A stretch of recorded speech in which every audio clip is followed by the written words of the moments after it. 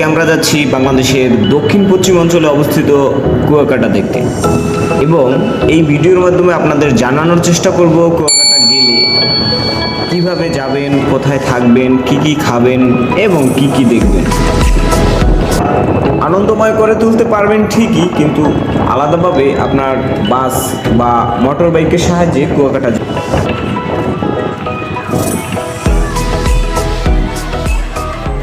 এবার চলুন যারা বাসে করে আসতে চাচ্ছেন তাদের উদ্দেশ্য বলি। ঢাকা ছায়দাবাদ থেকে বিকাল 4টা থেকে রাত 8টা পর্যন্ত বাস পেয়ে যাবেন। ভাড়া পড়বে জনপ্রতি 500 থেকে 700 টাকা। ইচ্ছে করলে কুয়াকাটা যাওয়ার একটু আগেই মাঝের হোটেল পরে সেখানে অনেক মনোরম অনেক কিছু খাবার পাওয়া যায়। আপনি ইচ্ছে করলে এখানে নাস্তা করে নিতে পারেন। নাস্তা খুব সুস্বাদু নাস্তা হয়। 20 রকম আইটেমের খাবার পাওয়া যায়। তারপরে ভালো উন্নত মানের চা আছে, তারপরে রুটি আছে, ভালো মাছ আছে। তারপরে এখান থেকে আপনার কুয়াকাটা টুরিস্ট আসলে এখানে আসে খাবার খেতে। কোথা থেকে আসছে এখানে? বাংলাদেশের সব জায়গা থেকে আসে, কুয়াকাটা টুরিস্ট আসে, তো সেখান থেকে খাবার খেতে এখানে অনেক টুরিস্ট দেশে। আপনি এখানে কি পাওয়া যায়? এখানে আমাদের অনেক যেমন সামুদ্রিক মাছ পাওয়া যায়, কোরাল মাছ পাওয়া যায়, তারপর দাড়ি মাছ পাওয়া যায়, সামুদ্রিক বাইলা আছে, তারপরে আপনার ইলিশ মাছ, এই বিভিন্ন প্রজাতির মাছ আছে আর কি সাগরের।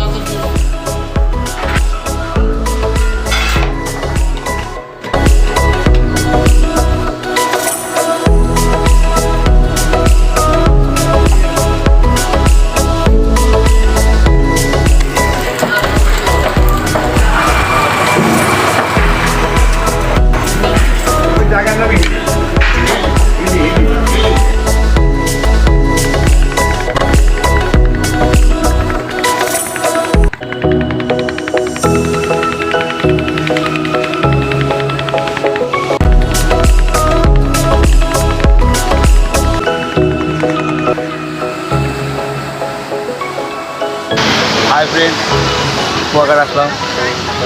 আসলে খুব একটা মনোরম দৃশ্য, যা না দেখলে বোঝা যায় না। সমুদ্রের ঢেউ সেরকম। আসলে কী বলবো, এত মজা লাগতেছে যা বলার মতো না। আশা করি আপনারা আসবেন, দেখবেন, খুব ভালো একটা জিনিস। সবচেয়ে ভালো লাগে দেখেন যেগুলো দেখা করার জন্য আপনি 8টি দর্শনীয় স্থান পাবেন। জায়গাগুলো হলো সূর্য উদয় এবং সূর্য অস্ত, লাল কাঁকড়ার চর, মির্চিপাড়া বৌদ্ধ মন্দির, সোনার মূর্তি, ঝাউবন, কুয়াকাটা সি বিচ, লেবুর বন ও শুটকি পল্লী। আর সর্বশেষ দেখতে পারবেন কুয়াকাটার মিঠা পানির কূপ। আরও দেখা যায়, তবে এগুলো খুব কাছাকাছি, যা আপনি পায়ে হেঁটেই যেতে পারবেন। যেরকম সোনার নৌকা, কাঁচা শুটকির বাজার, ঝিনুক মার্কেট, রাখাইন পল্লী, তাঁতের শাড়ি বুনন, স্বপ্নরাজ্য পার্ক, ইলিশ। এখন যেটা দেখতেছেন সেটা হচ্ছে ঝাউবন। ঝাউবনটা আসলে একটা মনোরম একটা দৃশ্য, যা শুধু উপভোগ করবেন তা না, মনে হয় যেন মনের মাধুরী মিশিয়ে বালুর চরের সাথে মিশিয়ে সারিবদ্ধভাবে বসে আছে এই লেবু বন, ঝাউবন।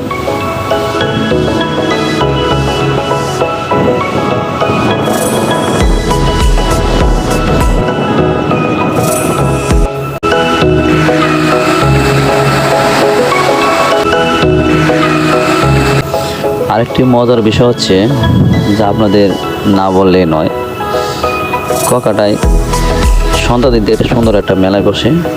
বিভিন্ন ধরনের মাছের মেলা, কাঁকড়া, বিভিন্ন সামুদ্রিক মাছ, যা খেতে অনেক সুস্বাদু, অনেক টেস্ট, যা আপনারা না দেখলে, না খেলে আপনারা এটা স্বাদই বুঝবেন না। কাঁকড়াটি প্রথমে ধুয়ে পরিষ্কার করে নিচ্ছে, তারপর এটাকে বিভিন্ন ধরনের মশলা দিয়ে মাখিয়ে তেলে ভেজে খাওয়ার উপযোগী করে করা হবে।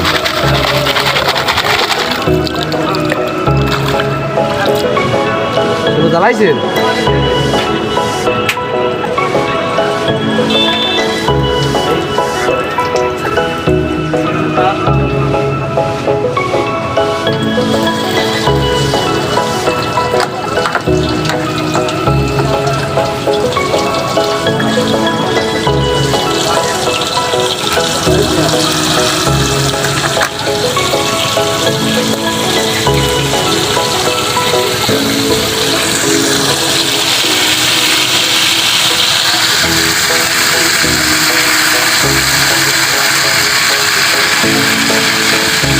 ইলিশ মাছ দিয়ে খিচুড়ি দেখলে মনে হয় জিভে পানি এসে যায়। ঠিক আছে, আসেন খাওয়া দাওয়া করা যাক। অনেক টেস্ট।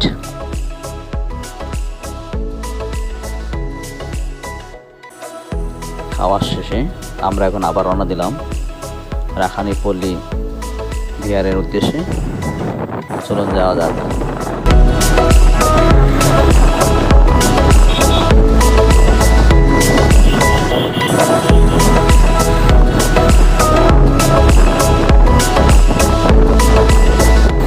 কুয়াকাটায় যারা বেড়াতে আসবেন অবশ্যই শীতের সিজনে আসবেন, কারণ শীতের সিজনে রাস্তাঘাট শুকনো থাকে এবং আবহাওয়া সুন্দর এবং আনন্দদায়ক। ভ্রমণ খুবই আনন্দদায়ক এবং সবচেয়ে বিশেষ মজা হচ্ছে বিহারের রাস্তায় যাওয়ার পথে এখানে খেজুরের রস পাওয়া যায়। আপনি আপনার মন মতো ইচ্ছা করে রস খেয়ে নিতে পারবেন।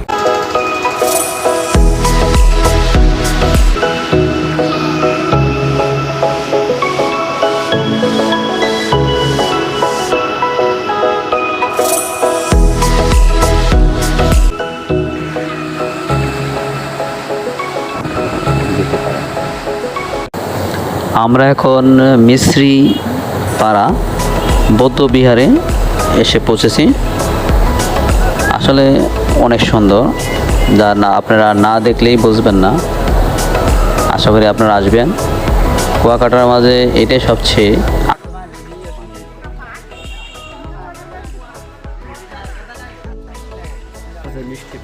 রাখানি পল্লী বিহারে মিষ্টি পানির কুয়া। আরও দেখতে পাবেন আপনি, আরও আকর্ষণীয় অনেক কিছু দেখতে পাওয়া যায়। আমার পাশে যা দেখতেছেন সেটা হচ্ছে মিষ্টি পানির কুয়া, যা এটা সবাই এক নামে চেনে। আসলে অনেক মজার বিষয় হচ্ছে এখানে আসলে অনেক ভালো চমৎকার একটা জায়গা।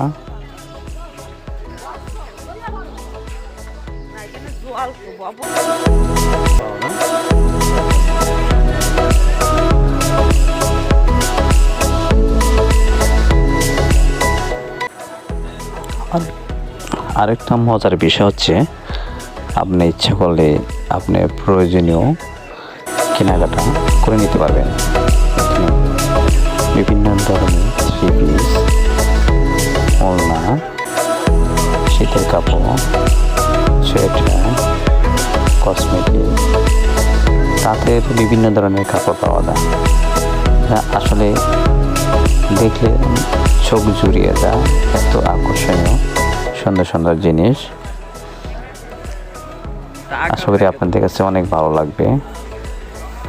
যা না দেখলে আপনারা বুঝতে পারবেন না। স্বল্প মূল্যে